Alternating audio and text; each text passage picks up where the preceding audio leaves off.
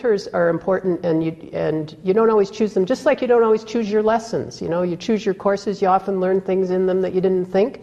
It only gets worse, like you're going to just learn more and more things you did not plan to learn, and it's important. Opportunities come and go. Be an opportunist. Be ambitious is we talk about ambition as a negative thing. Be ambitious. Ambition drives you. You want to get better, you want to move up. It's a good thing. It drives you. Opportunities are good things. Sometimes you have to say no. When I was finishing at CMHA, I was sort of feeling burned out. I thought, okay, I need a new job. I liked skiing. I'd been skiing once. I thought, I'm going to move to Banff. I applied for a job as a social planning director. Got a call, we're ready to fly you out for the interview. We're sure you'll be great and all the rest of it. Yeah, it's a bit redneck out here, but they'll get used to the idea of having a woman. It's like, I think I'm too tired for that. I'm going to go to law school instead. That's how bad that... Anyway. And, who knows? I loved the idea of living in Alberta, and my life would have been very different, but I haven't regretted it. Sometimes you say no to opportunities, sometimes you say yes. They're very important, and they'll play a role. Life events, I've talked about, the husband, the kids, those things play a big role. I've been very lucky. I consider myself extremely fortunate. I haven't had huge tragedy in my life, but I have a niece who lost her first baby. That's made a big difference in her life. Like, there are good things and there are bad things that happen to you, and those will form you as well. I couldn't think of any world events that actually shaped my life, but they are there, and they do. Like, if you're more adventurous than I've been and you do work in international context, for example, for sure world event. The tsunami has brought money to CAMH to do work. We were doing mental health work there already, so that fund brought some work we were doing in Sri Lanka, a lot more support. It's the only example I could really think of. But there are world events that will shape your life. Personal needs and desires. So get to know yourself. Again, you'll learn things about yourself you hadn't planned on and things you didn't really want to know. They're very important, and pay attention to those lessons, because if you don't honor what you need and what you want, if you want to drive a fancy car, figure out how to do it, because that'll be in your life. See, the guys will get this part. I was married to somebody who really wanted to drive fancy cars. And if you don't honor that at some point in your life, it'll drive you in ways you don't understand. So it's very important to know yourself. It's important to know what you want to do. Yes, you want to make a difference in the world, and whether you want to do it from a science perspective, like as a researcher or as a doctor or whatever, that will gratify you. But there are things that you need to gratify in yourself, and I say go for it. You'll go for it in a tempered way, go for it in a way that's balanced, but go for it. And then your values and beliefs. And we talk about the importance of values, particularly in community psychology, as if they're easy to know, as if you can decide what your values are, as if it's a prescription for how you're going to live your life. It never is. Your values probably won't change fundamentally, but how you understand them, how you apply them will change. And, I talked about the values at CAMH, and there's an example in an organization. What does it mean to say that we value respect? What does that look like? It means talking to people when you see them in the hall. It means learning their name.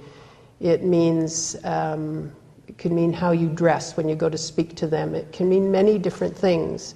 Your values are going to be the same, and how you understand those values will change over time. It's a worthwhile struggle, and it's a worthwhile debate to have and to keep having it.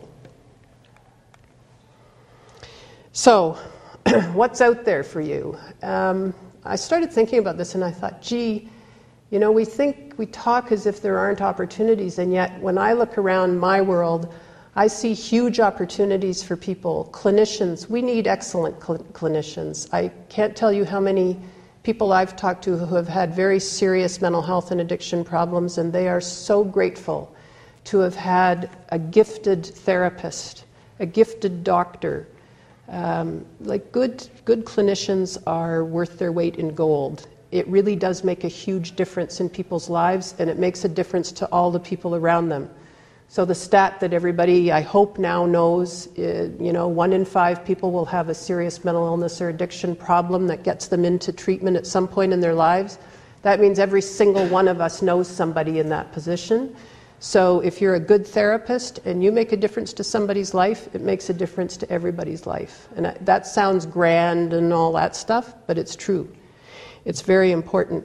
And I've talked to one of the top schizophrenia researchers in the world who believes that structured psychotherapies will be the next big breakthrough in mental health treatment. We haven't had a breakthrough in mental health treatment. If you think about cancer, heart, those kinds of things, there have been breakthroughs, all the time. People with cancer are living longer. People with HIV it's a chronic disease now in many cases instead of a terminal illness.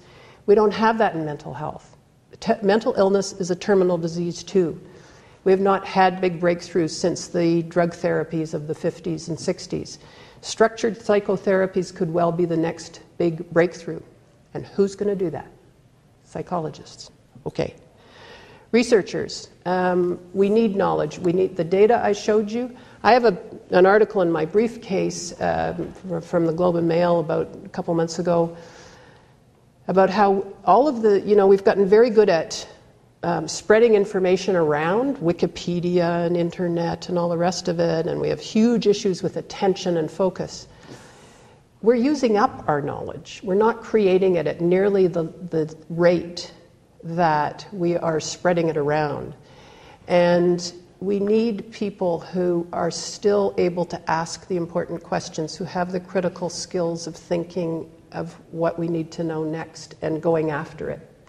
So knowledge creation is very important in many ways. We need people who can do evaluation. We need people who can analyze and synthesize and write. And I tell you, as someone who tries to recruit people to do that kind of work in health promotion and prevention all the time, it's very hard to find people who can do that. And you're all sitting here thinking, well, what about me? I tell you, I'm going to be talking to people about that. Leaders are people who can build relationships, who can animate groups and relationships, and who can manage change, and we need those leaders significantly.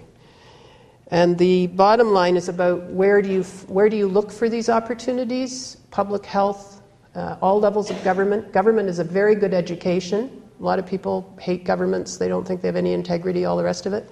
It's a great place to learn, and they pay you to learn. So it's a good place to learn how policy is made, what the influences are, and where you have to influence if you want to make change.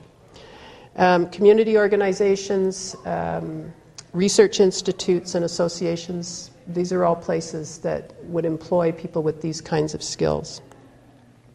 So these are two opportunities I just use as examples from the Mental Health Commission of Canada that have come my way in the last couple of weeks. I get contacted all the time because of my position about, do you know people who can do these kinds of jobs? They're looking for a director of knowledge exchange.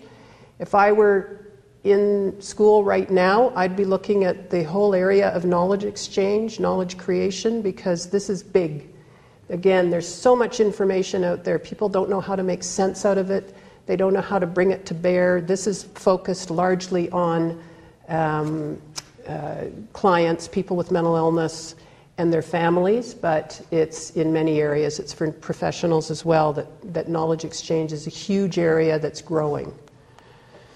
And the other thing they're looking for is a director for their Partners for Mental Health program, and this is even described as kind of animating a social movement, which is quite unusual, but it's out there, and I think we're going to see more of this because, again, we've kind of gone the distance. Well, I don't know, we've never gone the distance. We've gone a long way towards information, and we're now getting, for example, at CAMH, don't send us more books and brochures and portals and all the rest of it. Send us people we can connect with.